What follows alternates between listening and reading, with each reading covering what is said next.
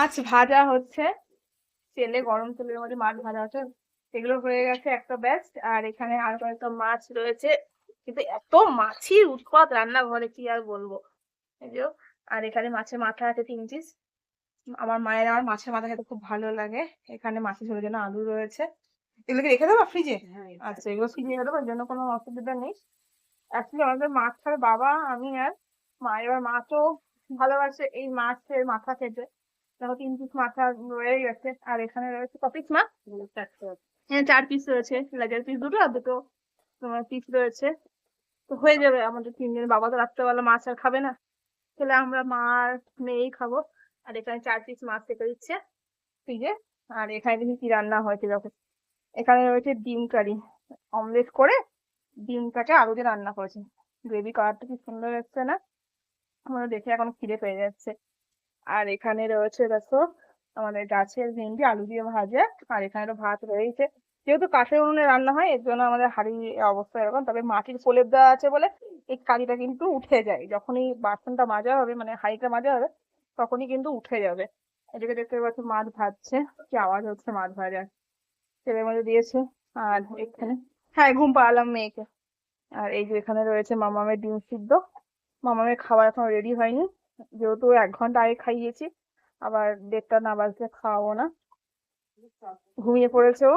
ডিম সিদ্ধ হয়ে গেছে, এখন ভাপ উঠছে জলটা গরম বলে।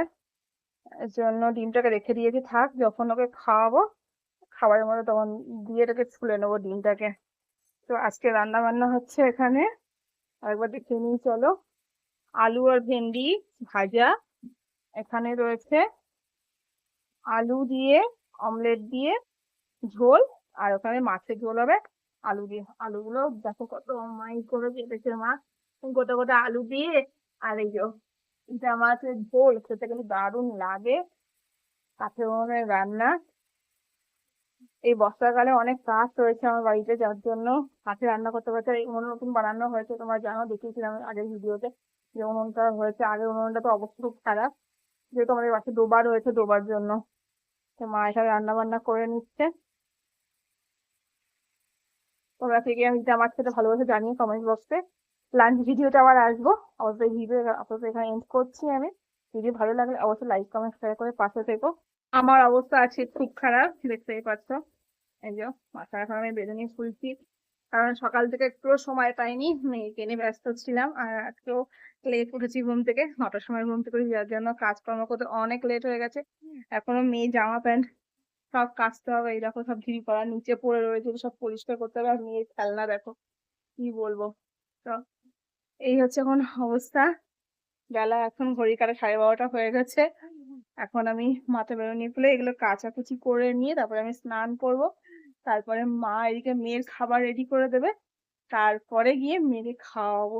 তারপর আমি নিজে লাঞ্চ করব। সেই লাঞ্চ করতে করতে দুপুর 3টে। বলো না যে এত লেট করে কেন খায়, এটাই হচ্ছে কারণ। কারণ একটার পর একটা, একটার পর একটা কাজ থাকে। আর এখন মেয়েকে খাওয়াতে প্রায় 1 ঘন্টা লাগে। খাও গো মামা গো বাবা গো, এরকম করে করে করে করে তারপরে খাওয়ানো হয়, যার জন্য আর অনেক লেট। আর বেশি লেন্দি করছি না ভিডিও, ভালো লাগলে অবশ্যই লাইক কমেন্ট করে পাশে থেকে। বাই।